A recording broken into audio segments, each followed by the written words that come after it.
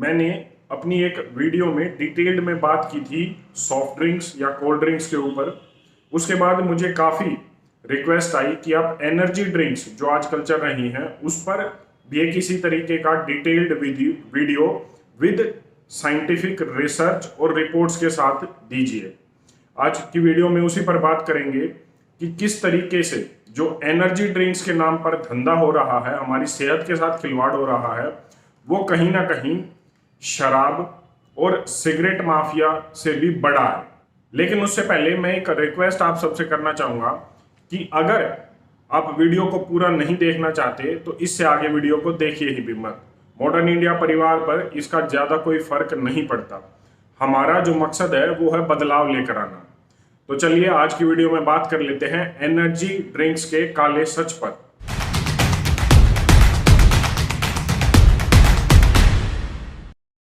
भारत जैसे देश में एनर्जी ड्रिंक्स को लेकर कोई भी स्टैंडर्ड, कोई भी गाइडलाइंस नहीं है।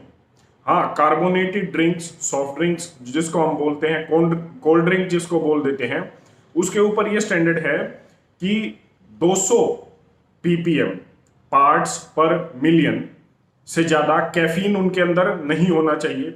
मैंने बात की थी उन सब में क्या क्या है, क्या क्या नहीं है, और कैफीन की तो बात ही छोड़ दीजिए। क्यों? क्योंकि वो परमिसेबल लिमिट से कितने ऊपर हैं इसका अंदाजा भी हम नहीं लगा सकते कार्बोनेटेड ड्रिंक्स के ऊपर। अब बात करते हैं एनर्जी ड्रिंक्स की। इस पर कोई सेट गाइडलाइन या स्टैंडर्ड नहीं था।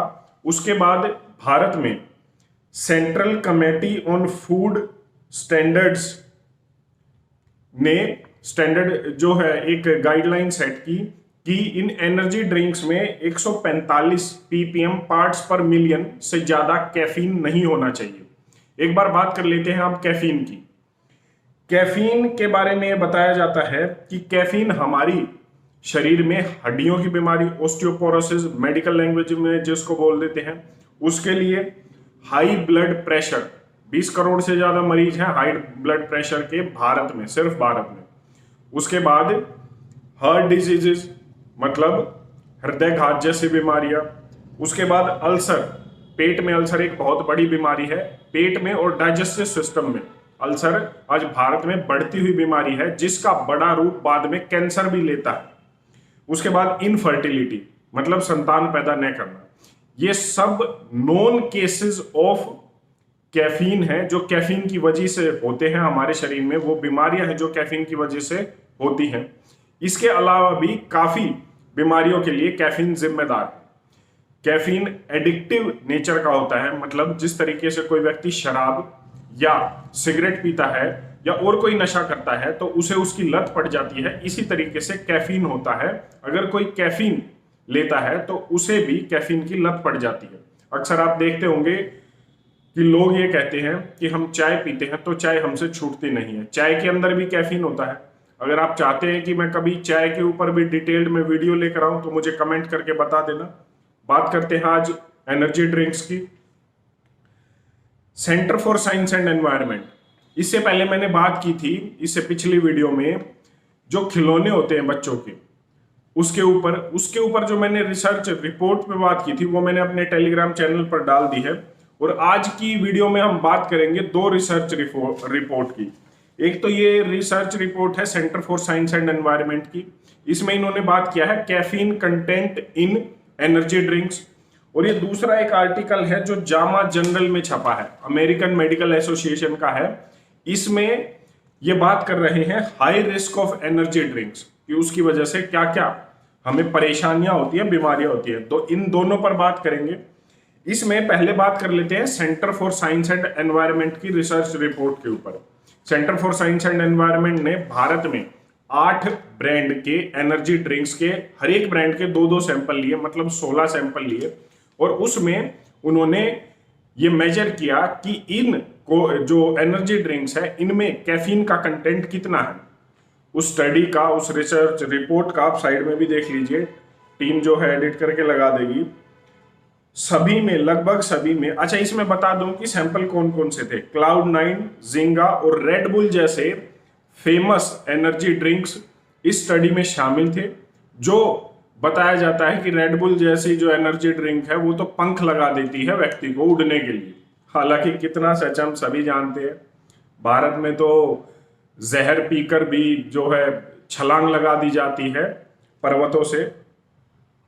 तो इस रिसर्च रिपोर्ट का जो कंक्लूजन आया, जो रिजल्ट आया, वो ये था कि लगभग सभी ब्रांड के सभी एनर्जी ड्रिंक में कैफीन का कंटेंट 145 पार्ट्स पर मिलियन 145 ppm से ज्यादा मिला, जो कि हमारी central committee on food standards ने सेट किया था।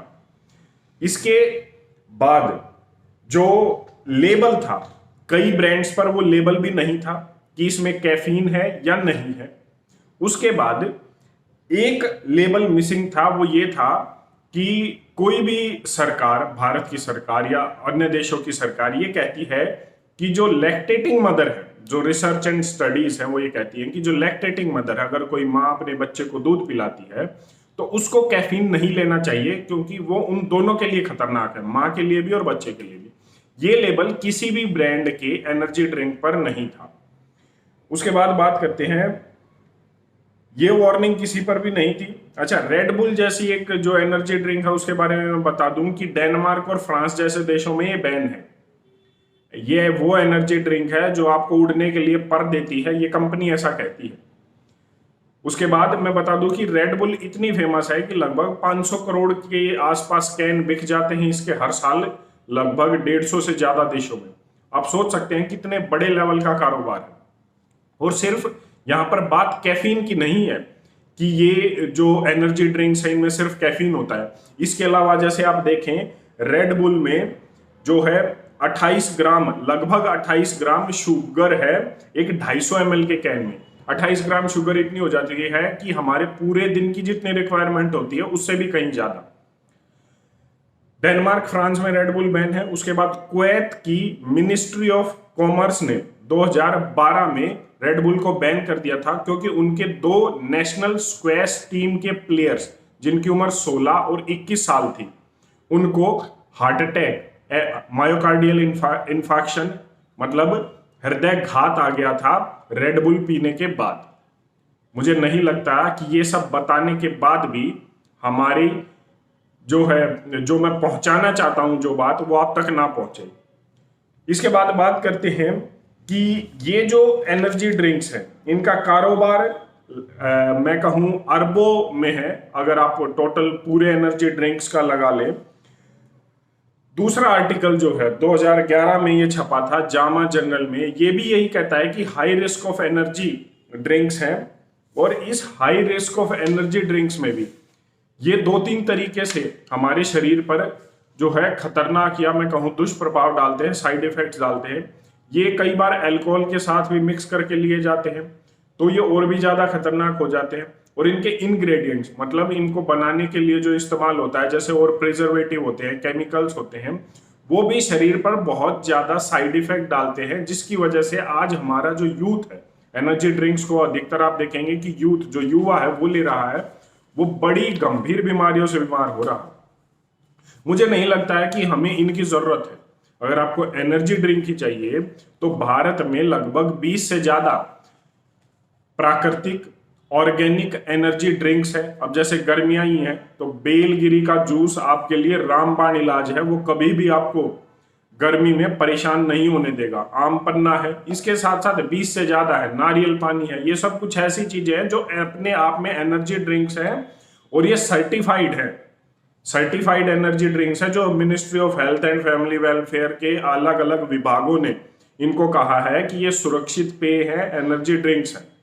मेरा ये मानना है कि जहां एक तरफ ये एनर्जी ड्रिंक्स हमारे और हमारे लोगों को, हमारे बच्चों को, यूथ को बीमार कर रहे हैं, वहीं दूसरी ओर यहां से पैसा बाहर लेकर जा रहे हैं। इस चेन को हमें तोड़ना होगा, इस षड्यंत्र को हमें तोड़ना होगा। ये जो रिसर्च रिपोर्ट है ये मेरी नहीं है, जैसा मैंने बताया जामा जर्नल में छपा हुआ है, centre for science and environment में छपा हुआ है। तो मुझे लगता है इसके बाद हमें अपनी आंखें खोल लेनी चाहिए, क्योंकि शतुरमुर्ग की तरह है, अगर जमीन में सिर गाड़ लेने से परेशानी घट जाती तो अभी तक कोई भी दिक्कत हमारे सामने नहीं होती। जल्द से जल्द अपने जीवन से, अपने परिवार वालों से निवेदन कीजिए कि वो अपने जीवन में कम से कम कोल्ड ड्रिंक और एनर्जी ड्रिंक्स का उपयोग कम ही नहीं बिल्कुल ही खत्म कर दे। आपको वीडियो कैसा लगा कमेंट करके जरूर बता दीजिएगा, और ऐसे ही किसी विषय पर अगर आप जानकारी लेना चाहते हैं तो मुझे बता दीजिएगा कमेंट करके। धन्यवाद। जय हिंद।